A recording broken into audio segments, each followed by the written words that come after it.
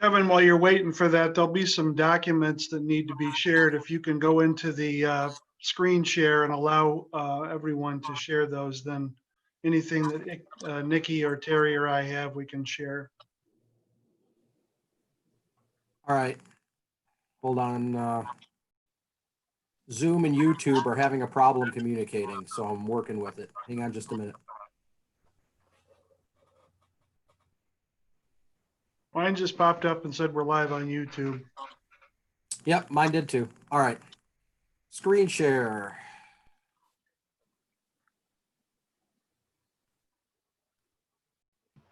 I'll just put it down as all participants can share.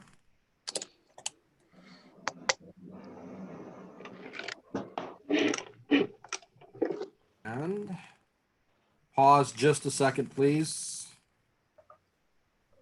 While I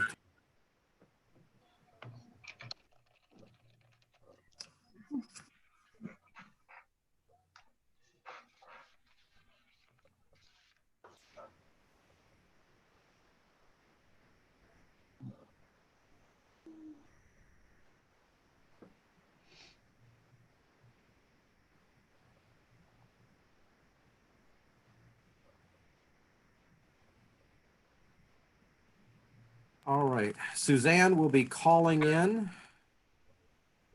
However, in the interim, let's get this meeting called to order, and Michael McNamara is doing the Pledge of Allegiance today. So let me get the flag up here. Here we are. Pledge allegiance to the flag Flag. of the United States of America, to the republic the for republic for which which it stands, one nation, under God, indivisible, with liberty and justice. justice for all.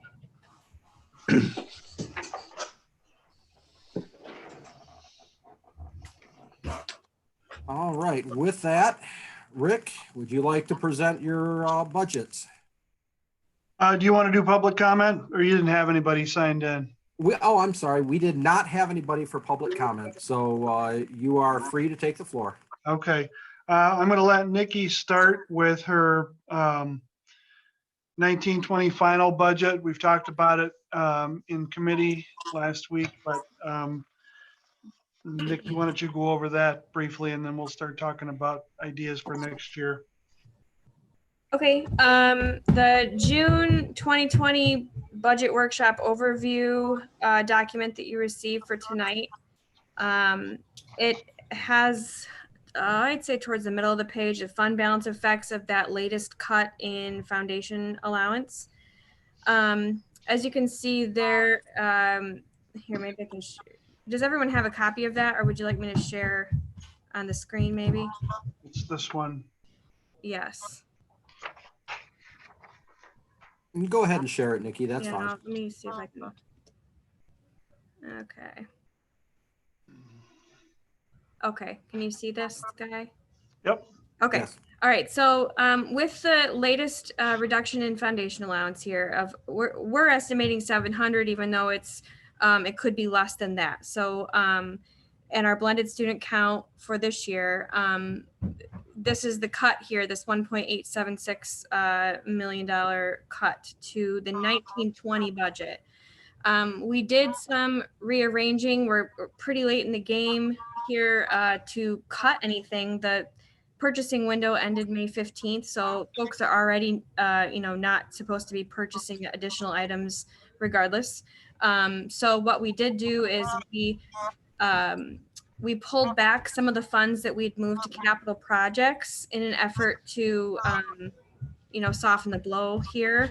But in the end, what you'll see on Monday at the board meeting in detail is that this year's budget, this takes a toll on our fund balance, of course, and we drop down to a 9.19% fund balance, budgeted fund balance at the end of this year.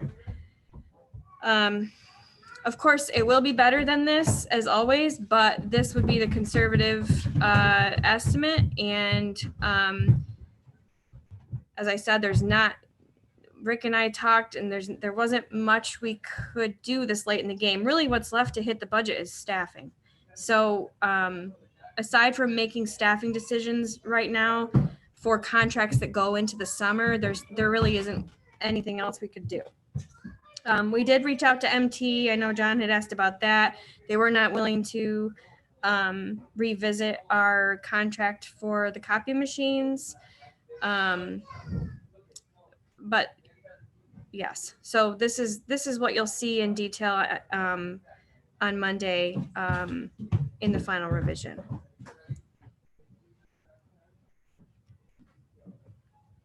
Does anyone have any questions about that piece?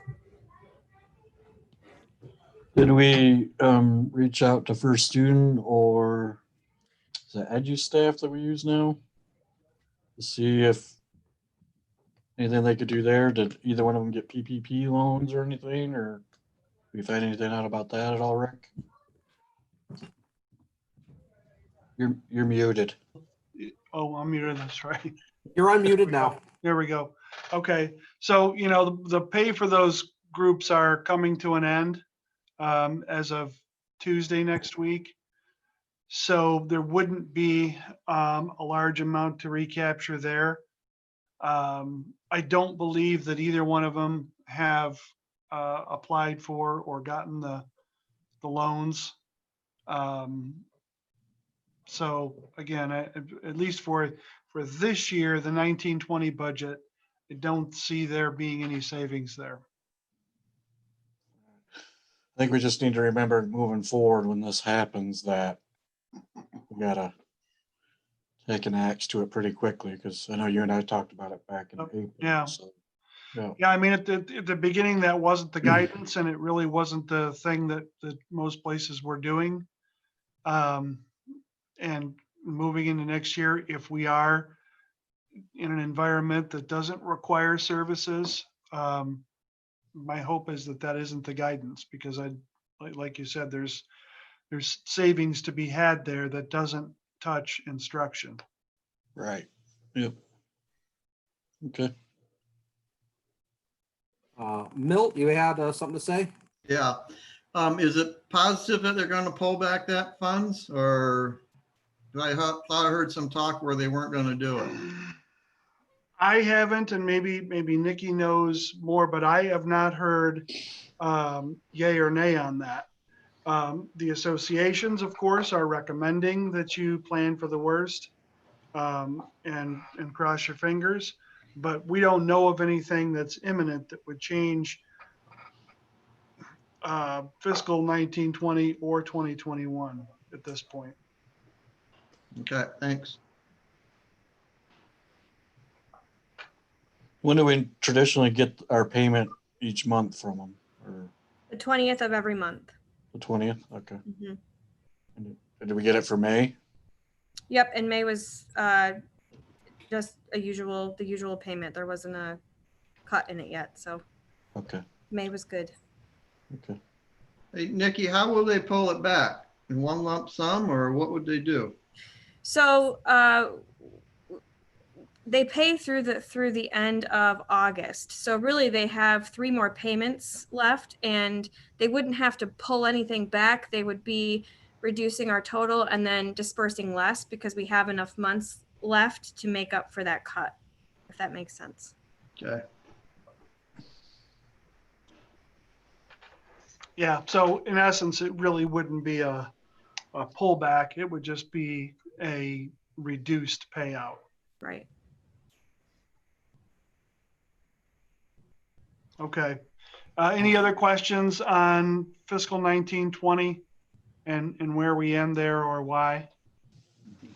That one's pretty clear, really, about the only, except for the 158, 120, the only place that we could account for the 1.876 was to reduce fund balance. All right, John?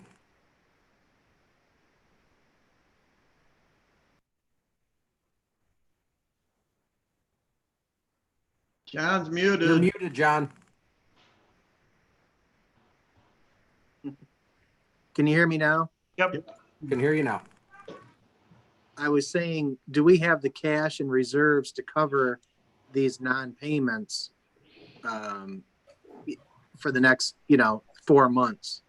Yes. Yes, we do.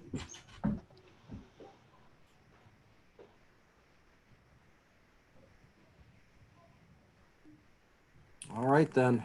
Okay. No other, statements, So- moving on.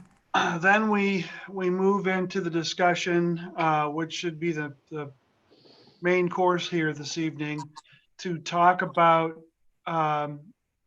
fiscal 2021. And our anticipation is that the reduction in the fund balance will carry forward and decrease by that same 700. So we have the same target number of 1.876 and some change, based on our blended count.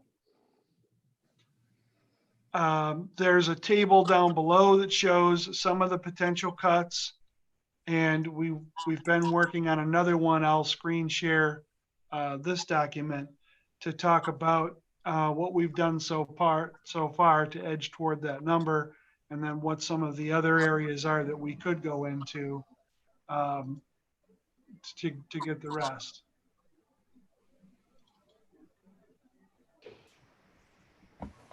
So is everybody looking at that one? Should I enlarge it a little bit? I'm good. Okay. So these are some of the budget assumptions that I'm going to reduce in the budget for next year in our planning. And the goal here was to try to take portions of several things without completely taking an entire entity out. And also trying to stay as far away from the classroom in the first round as we could. So that's the approach in these numbers. So we would reduce our administration by 1 building principal. The savings is noted there. We would reduce our custodial staff by 2. That's primarily related to the closure of 1 building. And maybe we could mine out 1 more position. We wanted to be a little bit careful there because keeping a sanitary environment is going to be, I think, a part of everything that we're going to need to consider. So we didn't wield the axe any further than the 2 positions until we have some guidelines and some knowledge on what it's going to take to clean everything if we're face to face. Security positions. This is also related to partly to the closure at Herrick Park, but also reducing a couple other positions throughout the district by a total of 3 people. Administrative assistants, that's building secretaries. There are some reductions that could be absorbed in this worst case scenario, total of 3. The reduction of 1 maintenance person. We currently have 3 elementary librarians. We would reduce that by 2 and have a person running all of the libraries a little bit at a time. We have the team program.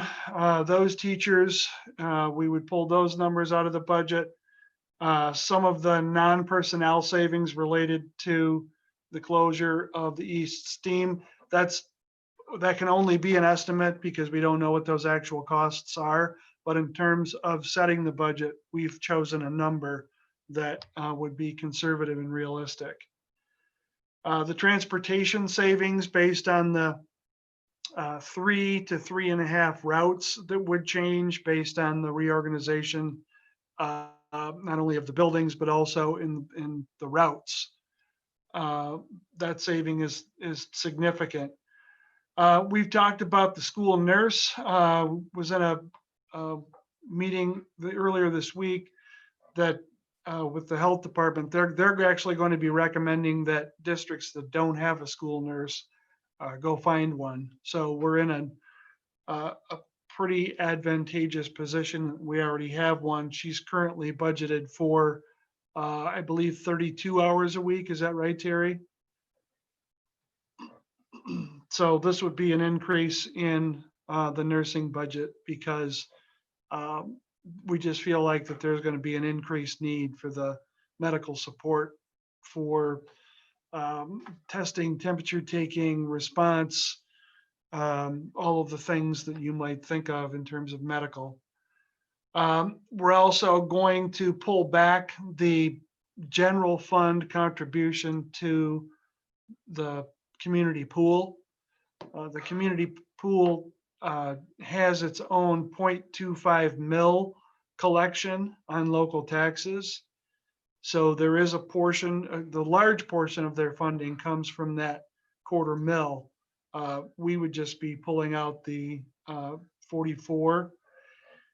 Potentially, that's money that could grow back in that budget. There have been years when programs that were offered, swim lessons and tiger sharks and other participation fees have amounted to that level of funding. So it's possible that they could raise their own money to keep their budget at the current level.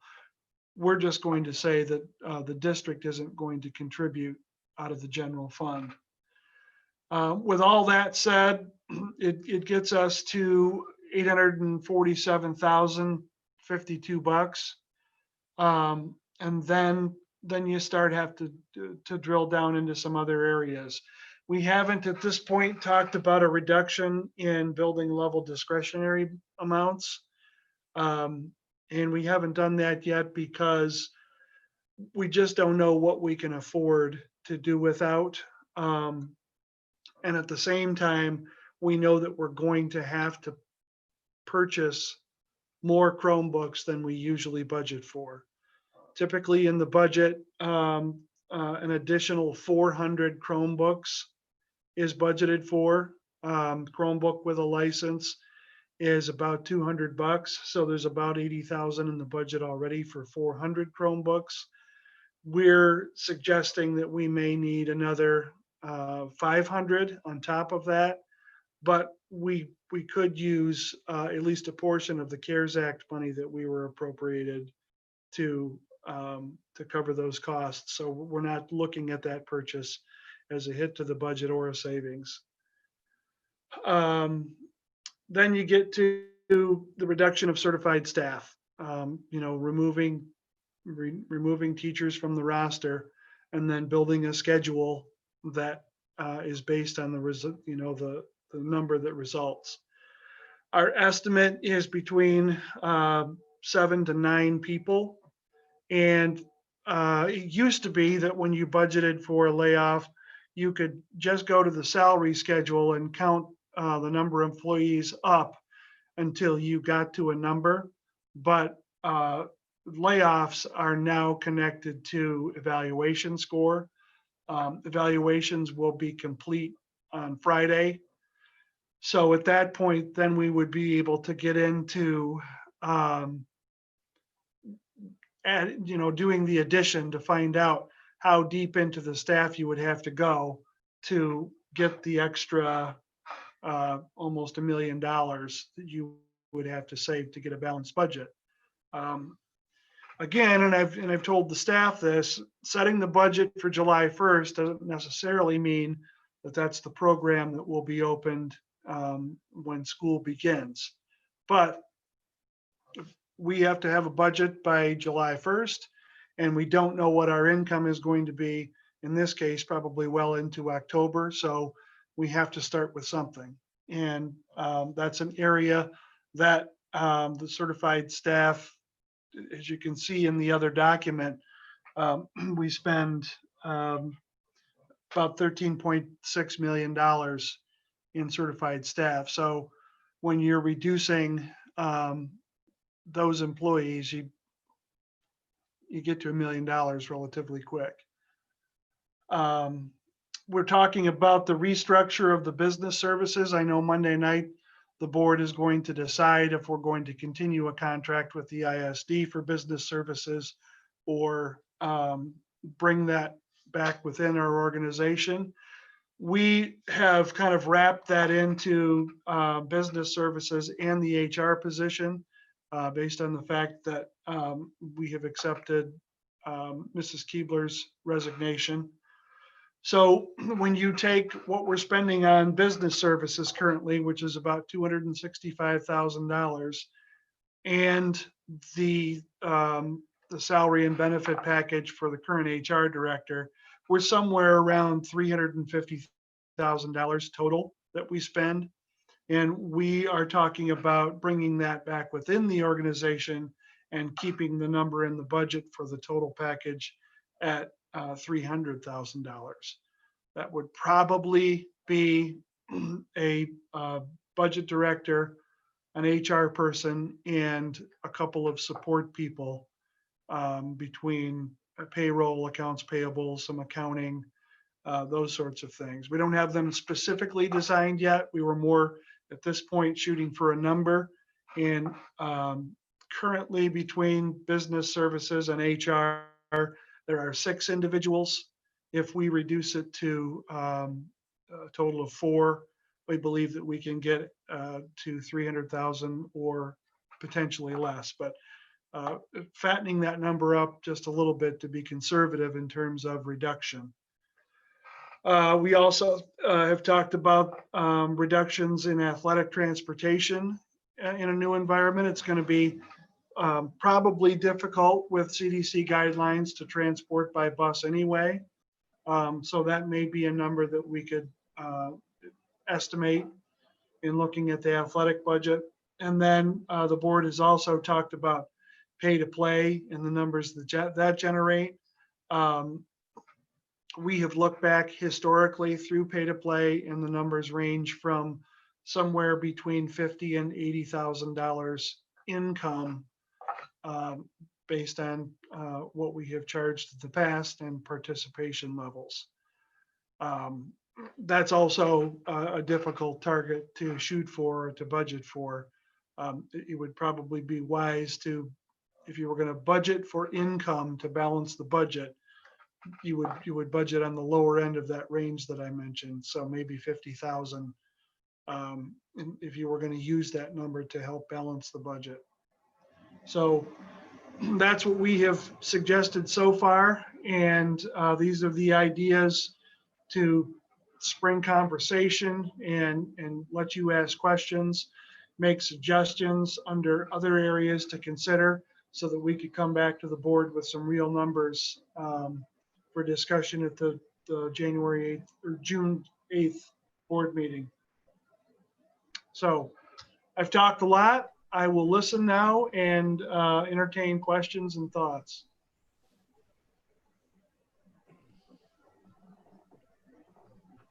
Anyone? All right. I'm for putting the pay to play back in. I mean, without a doubt. So, I know we have a good fit support on the fan club side, and if there's some kids that are having some difficulties, I'm sure we can fundraise for them to be able to play. Have we looked at? Do we know how many teachers are planning on retiring this year, Rick? So, We have none indicated at this point. okay. I've seen situations in the past, in my experience, where individuals will wait to see what the final outcome is going to be in terms of budget, and if they were going to maybe wait 1 year and retire, but they look at something like this and say, hey, if I can save a couple of teachers' jobs, I'll go ahead and retire now. That's just the way that lots of people are wired. So talking about this and maybe adopting it in the budget would create some interest in retirements. Don't we have a policy where they have to give us by a certain date they get? I don't know what the cash. I think it was like. Yeah, it was minimal. It was like $300 if they let us know by March 1st. But that day has come and gone, and the incentive, small though it may have been, has passed, and we don't have anybody right now that has indicated that they want to retire. All right, We looked Becky. at- Rick, Oh, and sorry, that, Tim. oh, go ahead, Tim. Have we looked at maybe offering buyouts and what those would look like, saving the district money, or? I mean, I know we got some teachers that are. That's a that could easily conversation that, retire. yeah, that's an item that we could list under other areas to consider. You know, we would have to go to the association and, you know, typically when you do that, you say that it's got to be a minimum of maybe 10 or 15 people so that it works out to be mutually beneficial. Right. But yeah, we can certainly formulate those numbers if from this discussion it is something that everybody's interested in. The only thing that I get concerned about, and I know there's been already decent turnover in the last 3 years here in Tecumseh, that just losing that experience is sometimes a value that you don't put in dollars. Now, Becky. I was just going to ask, in the 2021 budget considerations on the very top, you've got athletics, but that's not really broken out. Is the athletic transportation in that number? What else does that reflect? Yeah, athletic transportation is in that number, and Nikki can do a better job of breaking it down, but it's salaries, transportation, officials, equipment. What are some of the other major things, Nikki? $45,000 of that is athletic transportation for this year. That was the budget for this year. And then, yeah, salaries, the director, the administrative assistant, all of the officials. I'd say 60% of the coaches are in that number because the other portion of the coaches are paid for by fundraised activity funds. And then, actually just I think it's like 75 or 85,000 is supplies for the department. Most of the equipment and you know, uniforms and things like that are fundraised as well. Right. I'd asked about it in the committee because I wanted it kind of further broken out for us. I'd Sure. really like to see that. Yeah. Because that's a huge chunk of money right there. I can yeah, I can send that out, no problem at all. Let me pull it Thanks. up. Yep. All right. John, you're up.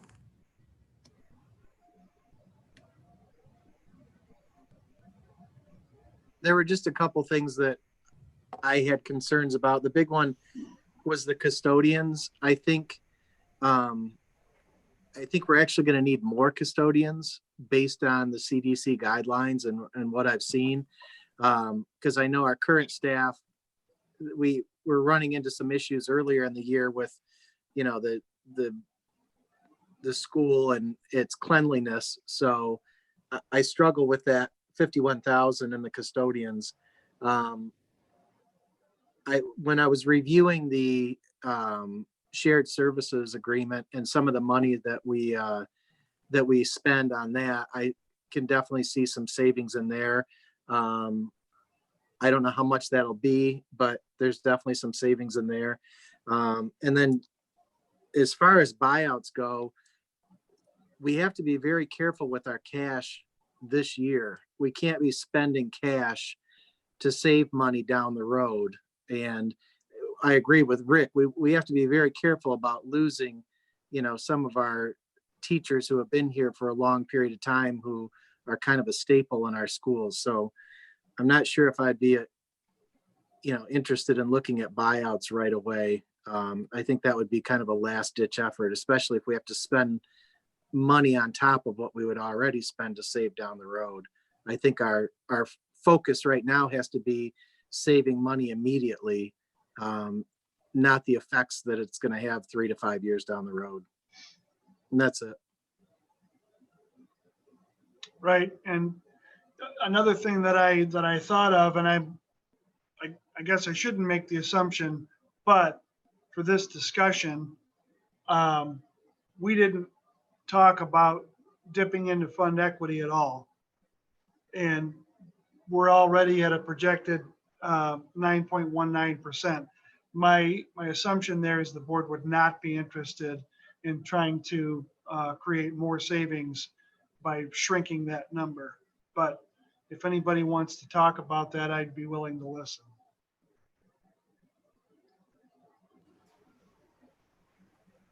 Milt, you were up. Rick, have you considered, like, I know in the past we had AD in the high school become AD and assistant principal. Is that on the board or? It's certainly something that we can put on the other areas to consider. A district our size and the number of programs that we have certainly has plenty to do for a full-time athletic director. If the number of programs that are offered and the length of season is maintained. If we go back to an environment where you know, the number of contests during the year is going to be reduced and you know, some of the responsibilities would shrink along with that. We could certainly find a spot for that in the budget and, you know, reassign some of his duties somewhere else administratively. What we have the benefit with John in that he's got his athletic administration certification, but he's also got K-12 building certification. So there's some flexibility there, certainly. What about, would it be any savings for, if you're closing here at Park for the administrative office move there? Would that be less expensive to run out of there? And close the ad building down totally? Oh, close the building we're in right now and use the Eric Park building? Right. There could be some energy costs related to that that would be saved. Hadn't thought about that one, so that's a good one to add to the list, and we could cook up some numbers that might. You know, the school could market that building by ourselves, so. Yeah.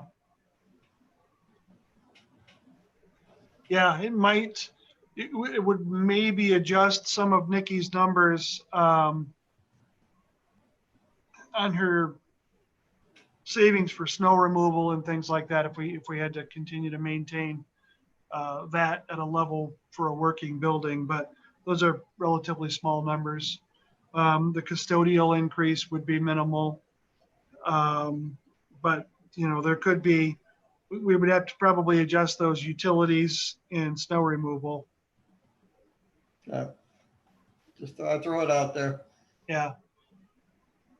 Yeah, there's, I mean, as soon as we talked about closing Herrick Park, I've received several thoughts and ideas of how other people might use that building.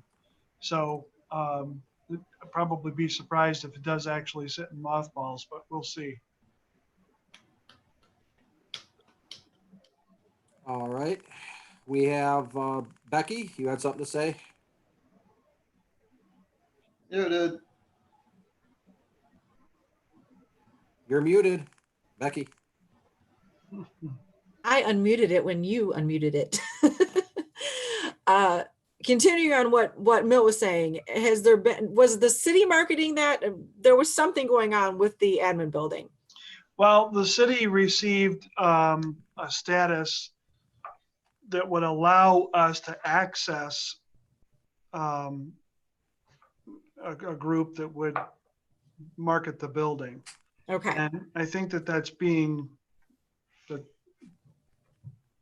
done, but we're not hearing anything about it. That was my next question. Have we gotten any response? Okay. So you said you've received some inquiries about Herrick Park. Would they be inquiries that make money? If it was established as a child care center for, in the case of a hybrid plan, and you know, kids were only allowed to go to school for certain times of the day, but still needed somewhere to be because parents needed to work. given whatever guidelines there might be, we could probably spread them out into those classrooms.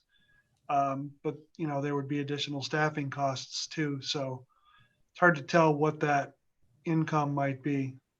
Okay, thank you. But that was the main conversations that I've had is using it for that. We've also talked about if we are back in session and we do have trouble with spreading the number of kids out, that maybe some of the grade levels could spread out into that building or even this Right. building. So still waiting to see what those guidelines are. In phase 5, which we're kind of inching toward being in phase 5, maybe sometime this summer, face-to-face instruction is allowed, but that's a guideline. It doesn't talk about under what circumstances or how it might work. Now, the CDC guidelines have been out and we have talked about them. We've talked mostly about them being somewhat unrealistic, but they are guidelines. They're not mandates. So we would have to wait to see if there was guidance from the state saying you must use these or you should go by some of these recommendations before we could say we needed to use more square footage for students. Oh, that kind of takes us into the problem that we've been talking about is, you know, we think we could save some money with cutting 3.5 of the bus routes, but like you're saying, if we have to social distance the buses, we might have to add those in. Yeah. It's just Significantly. right. I think John had kind of summed it up in the committee that he'd like us to look at as if we were going to be in class. So I kind of think we have to lean that way a little bit. Right, because of that's the most anticipating expensive that. version of the program. Right. All right, thank you, Becky. John, you're up.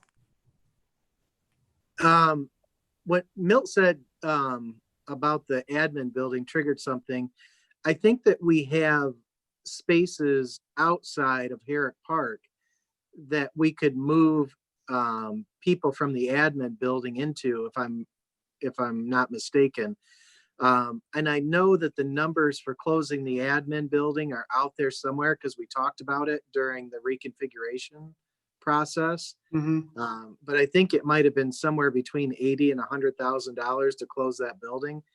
But that's another thought, is to move the admin offices to other buildings. You may not all be able to be in the same building, but I believe that there's space at Compass and the high school that could accommodate your offices.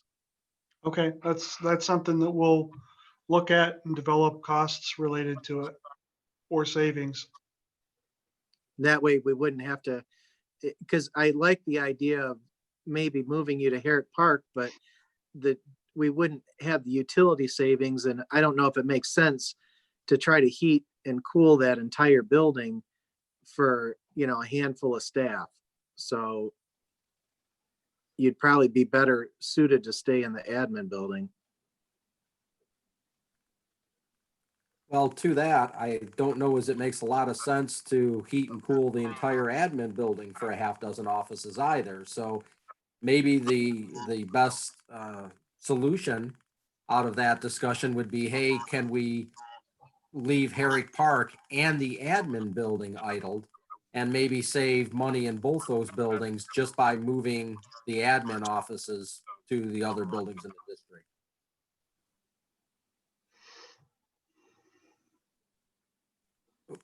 Jim? Yeah, there is, certainly for next year at least, by putting the 7th grade students in what's currently the 2nd grade wing at Compass and not putting preschool into that area, and that does loosen up some capacity in the Compass building for, like you mentioned, administrative spaces or offices. Well, I And know then at the one time, counseling office at the high school has been a part of the discussion for a while. Yeah, one time they even had plans drawn up to move the board offices into the high school, so, Yeah, and then move the counseling offices down where the um, main offices are there in the high school, so. But it All all right. takes money. Yeah. Question is it gonna take more money to move than it's gonna save over the course of the year? Milt, you had your hand up? Yeah, I'm just on the busing issue. Have we considered to start charging for the busing? I mean, it has been done in the past, not in Tecumseh, but in towns where I grew up, they charged for busing back then. That was a long time ago. it's true, transportation is not a mandate. It is not something the districts must offer. So it's possible that you could come up with a fee schedule.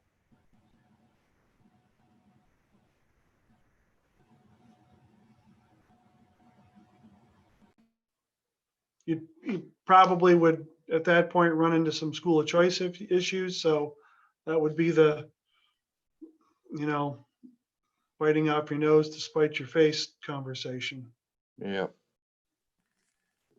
All right. It looks like, Tim, did you have something to add to that? No, I was just gonna say just what Rick said. I mean, I think we'd lose more students. People, then go to the disc. We already got buses coming into town. So if we're gonna be charging for people in town, they'll say, well, I'll jump on the bus that's from out of town. So Yeah. I think we would end up losing more students and revenue because of it. So. Yep. There's no way to budget. You mentioned students and revenue. There's no way really to anticipate right now our FTE for next year and whether or not the kindergarten class coming in is going to match the numbers of seniors going out. Whether or not through advertising we add to the roster of the TVA, and there's also no really right now there's no knowing exactly how budgets are going to be tabulated next year. It could be that the guidance just comes out from the state that says there's an FTE freeze and everybody's going to get the same FTE this year that they got last year. And we're not going to worry about a blended count come 2021. I have heard scenarios like that, so that if there is a large number of families who decide to homeschool, that a district doesn't have an unknown 200 FTE that they also have to budget for when the doors open. So I don't know exactly how to advise the board on that yet. And that's why I didn't put anything in there in terms of potential increase or decrease in our FTE.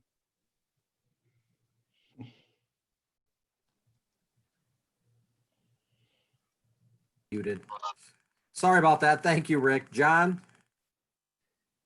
I was just gonna say, one of the things that we should probably add to the budget cuts and savings is a line item for advertising. Because I think we are gonna wanna, I don't know what our advertising budget is.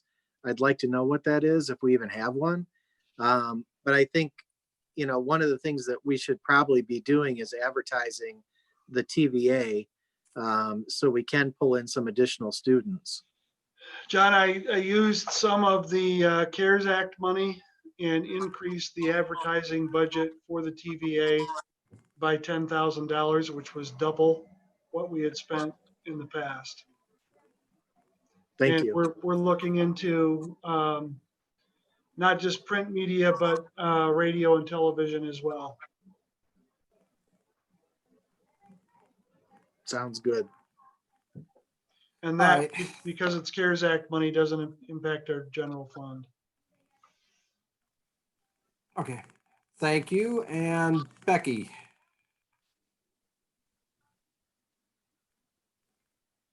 Since Suzanne's not here, I know what she would add to Milt's idea about the buses. While I agree with Tim, I think we'd lose people if we did that.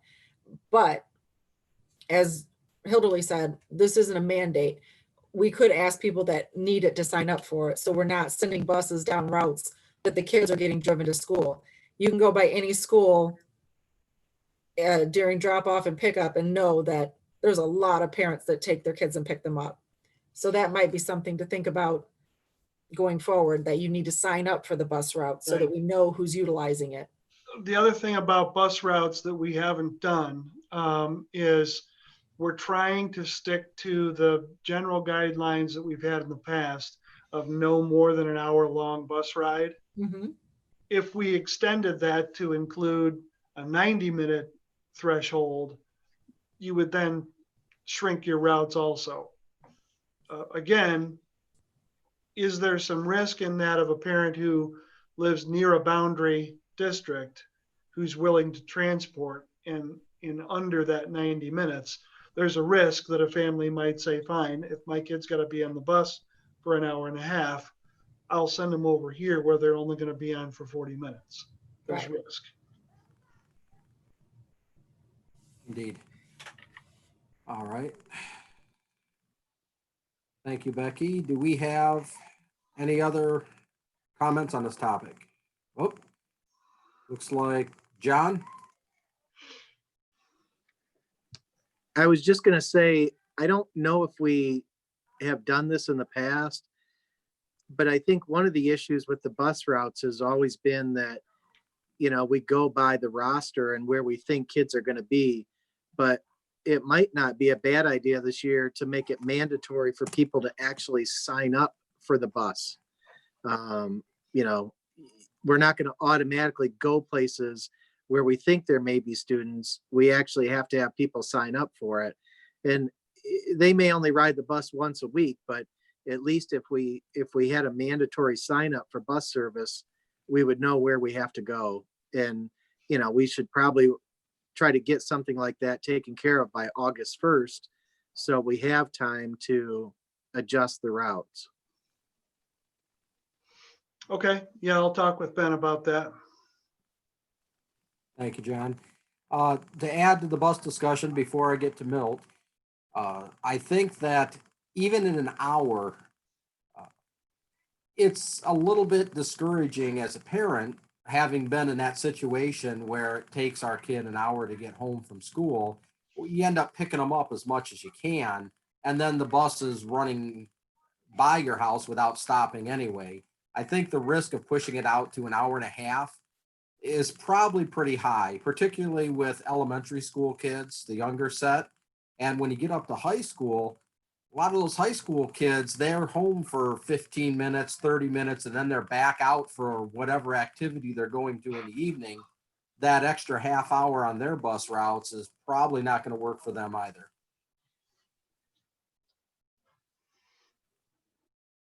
Milt? Just curious, is this $700, Rick, still just the worst case scenario, or is it a hard number? Yeah, no, we're budgeting for the worst case scenario. I've heard that there are places that are planning on 500. I wouldn't advise that at this point. I don't see any information that says that that's a good idea. So we're going on worst case scenario at this point. Okay.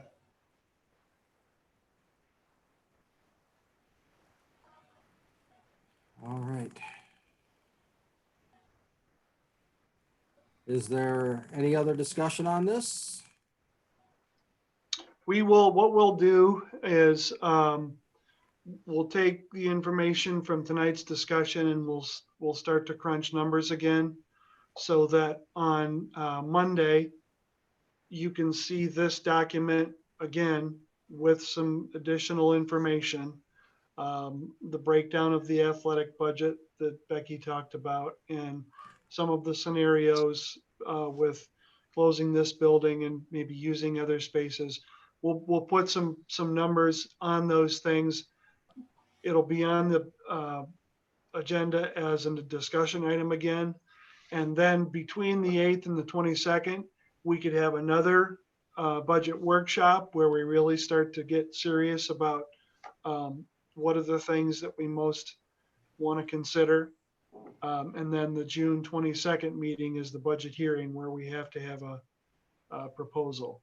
The only other option would be to delay that meeting 1 week and try to buy a little bit more time and then make the budget hearing June 29th. You just have to have it before that deadline. So those are the options, and that's the timeline that I'm recommending is one more discussion at the board meeting, one more board workshop, and then final decision making for the budget on the 22nd, or if the board wishes to move it 1 week further and maybe hope for some change in the information.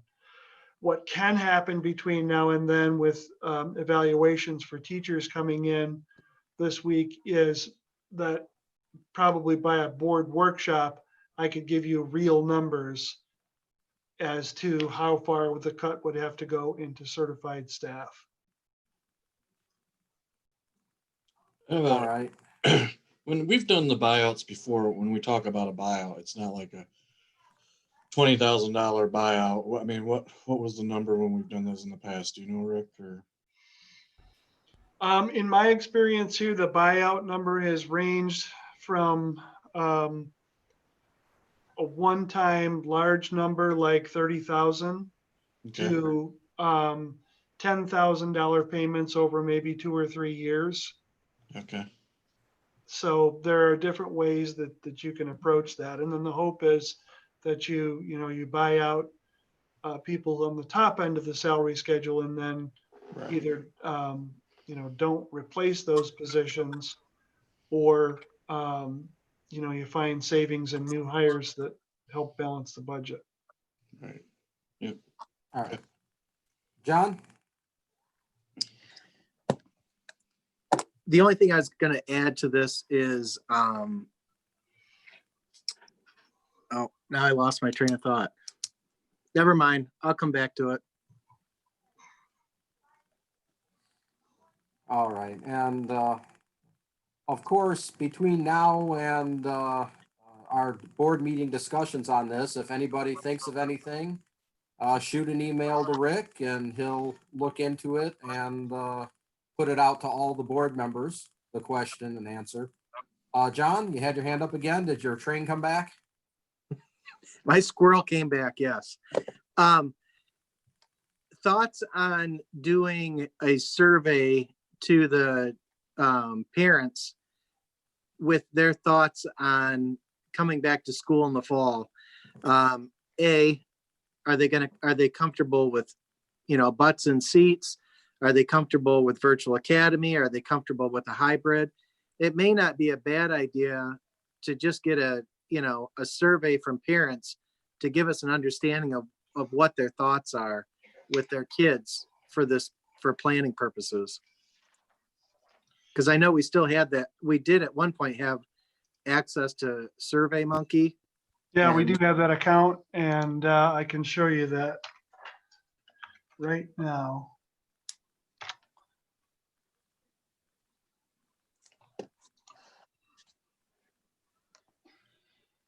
As of right now, we have 786 responses to our survey. Let me screen share. The question that you asked just now, John, we asked 10 questions. How many students do you have at home? What grade will your children be in? So that's a little bit of information.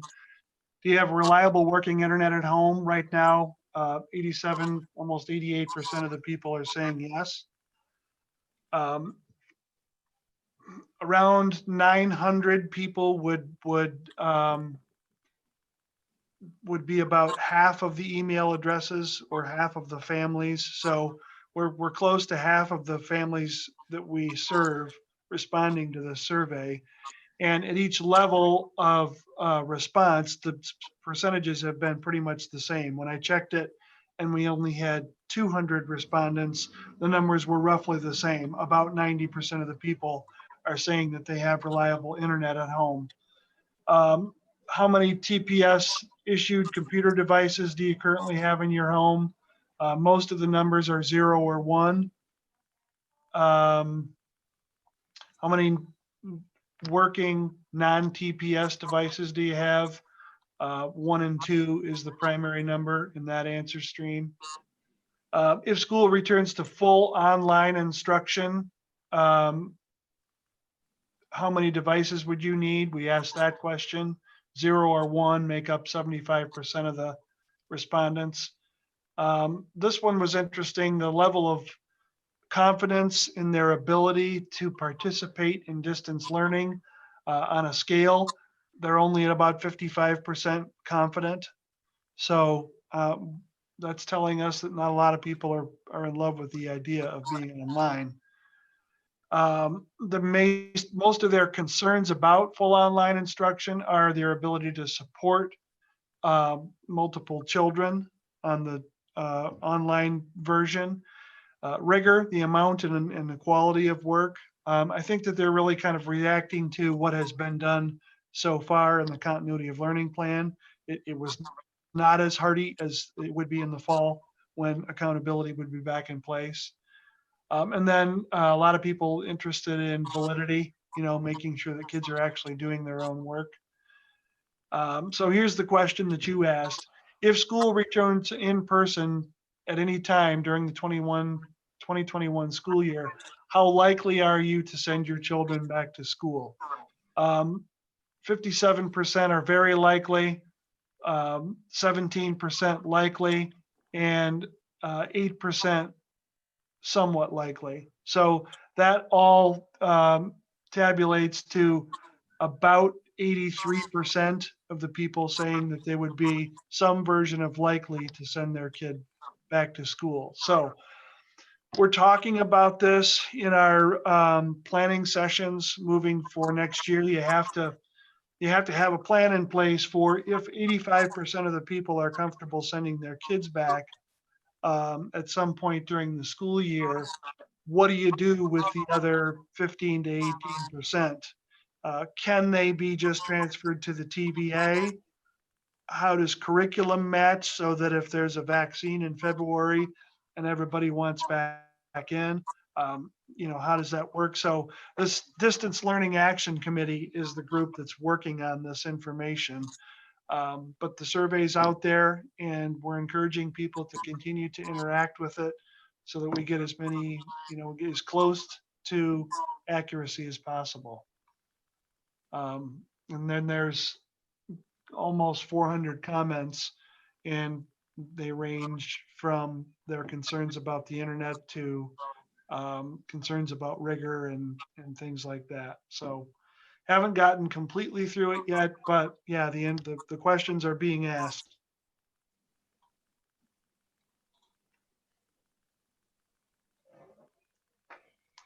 Well, to that, I think that the home environment is much different than the school environment when it comes to education. I mean, Yeah. some people pull off the homeschooling, some people pull off the TVA, and I think they do a pretty good job of it. However, overall, when you take the students out of the school environment with the teacher and the structure and you put them at home, they're not in their structured learning environment. They've been conditioned to that environment for learning. Now they're in their playing with their brothers and sisters and fun and more relaxing environment. I think that would be a big adjustment for people. It might take a whole school year before kids get acclimated to that. If worst case scenario, we're forced to stay out of school when we go back. Right. All right, I don't see any hands. Are there any comments to add here? Well, it doesn't look like it, so let's see, that was it for our agenda, I do believe, right? Yeah, that's all for Yes, indeed. tonight. We'll update our projection sheets and have more information for you on Monday. More discussion, potentially another workshop, and then we'll get to the final budget projections. All right. Well, with that, this is technically not a meeting, so I don't think we need a formal vote for adjournment. So we can call this meeting adjourned. Okay. Everyone have a wonderful night, and we will see you all on Monday. Okay, good night. Kevin and Becky, we were going to talk to you about the agenda for Monday night after you shut the live stream off. Maybe we could just have a conversation. Sure.